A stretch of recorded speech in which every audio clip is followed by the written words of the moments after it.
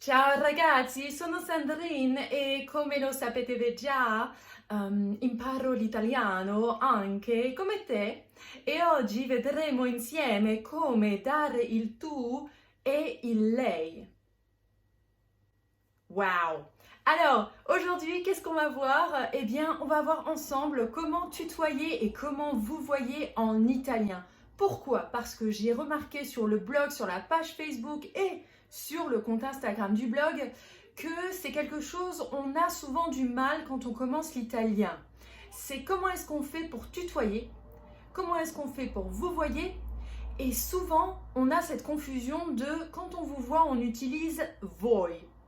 Enfin, quand tu traduis de mot à mot, parce que voi, bah tu vas voir, c'est dans un contexte bien précis. Donc si t'es paré, on va voir maintenant quand est-ce qu'on vous voit et quand est-ce qu'on tutoie. Alors comme en français, en italien, il y a deux contextes, le contexte formel et le contexte informel. Lorsque tu ne connais pas quelqu'un ou que tu t'adresses à quelqu'un qui est hiérarchiquement plus important ou plus élevé que toi, ou à un roi, une reine, à un cardinal, bon ça arrive pas tous les jours, je te l'accorde, mais c'est quand même bon de savoir qu'est-ce qu'il faut dire.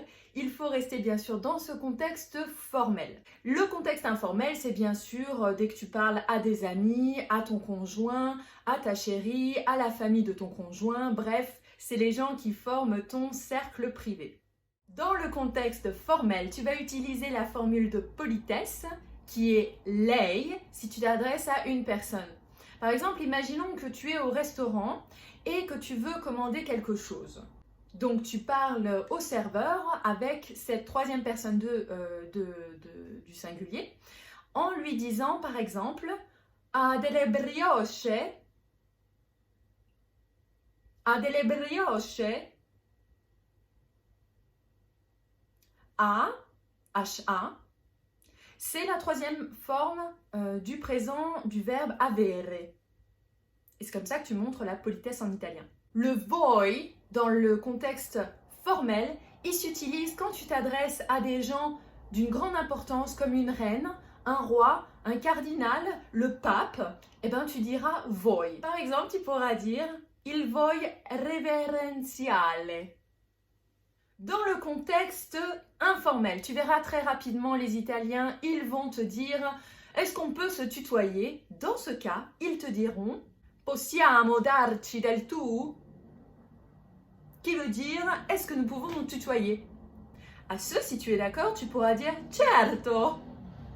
Voici quelques exemples de phrases que tu peux utiliser avec des amis, de la famille, ton conjoint, en italien et qui prouve que tu es dans le contexte informel, donc que tu es avec des gens de ton cercle. Hai chiamato Paolo?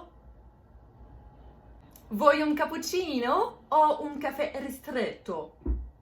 La confusion entre le voi et le tu.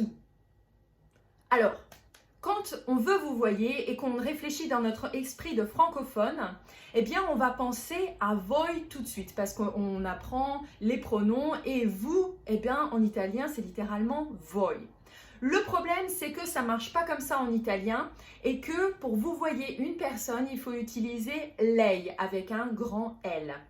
Donc si jamais tu veux t'adresser à une personne, en la vous voyant, eh bien surtout n'utilise pas le voi, il faudra utiliser lei, la troisième personne du singulier. Voi en italien, il est utilisé pour parler à un groupe de personnes aussi. Quand par exemple tu as plusieurs amis et que tu veux leur dire quelque chose, tu t'adresses à un groupe en t'excluant de ce groupe et c'est pour ça qu'on peut l'utiliser le voi. Là, il n'y a pas de souci. Par exemple, si tu as des invités à la maison et que tu veux leur demander s'ils ont faim, tu peux leur dire « Avete fame ?» Et là, ça reflète ce que tu veux dire. Tu utilises « voi »,« voi avete », mais tu es dans le contexte informel parce que tu t'adresses à un groupe. Voilà, j'espère que la vidéo a éclairci un petit peu le point de vous voyez et tutoyer. N'hésite pas à me mettre en commentaire si tu as des questions et des doutes, je pourrai y répondre avec plaisir. Et surtout, n'hésite pas à venir sur le blog dont il y a l'adresse juste en dessous de cette vidéo parce que tu sais que je t'offre le guide de conversation en italien qui est gratuit, cadeau. C'est pour te remercier de venir sur le blog. Tu n'as qu'à venir sur le blog, entrer ta petite adresse, ton prénom et je t'envoie ça direct dans ta boîte mail. Ça te permettra de voyager facilement en Italie et parler l'italien avec fluidité. À tout vite pour une prochaine vidéo et prends bien soin de toi. Ciao!